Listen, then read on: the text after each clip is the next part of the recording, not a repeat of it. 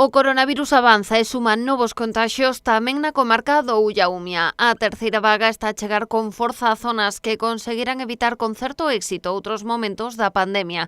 É o caso de Caldas. O concello deu conta hoxe de 47 casos activos, unha situación que xa consideran preocupante. Igual que fixemos no Nadal, que pedimos un pouco máis de responsabilidade e pedimos prudencia por parte da xente a hora de relacionarse nunhas datas tan sinaladas, pois que nos costa cortar esa relación familiar e amistosa, pois temos que seguir pedindo ese sacrificio porque se ve que os datos pois non nos axudan e, como decía Manolo, pois ou salimos como sociedade responsable ou non vamos a dar saído desto. As reunións das festas do Nadal tamén se sinalan dende Cuntis como as responsables dos novos contaxios. Aquí, a día de hoxe, se rexistran 26 casos activos. A responsabilidade ten que ser personal e de cada un de nós.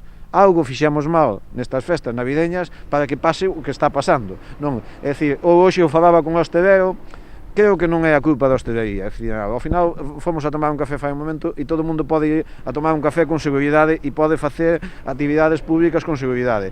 Temos que ser responsables. A preocupación pola crise sanitaria súmase á económica. Así o apuntou o alcalde de Cuntis na súa faceta como presidente da sección de vilas termais da Federación Española de Municipios e Provincias, e que o sector turístico continúa a ser o máis golpeado pola pandemia. Cuntis tiña 100 persoas aloxadas todos os días, non? Neste balneario.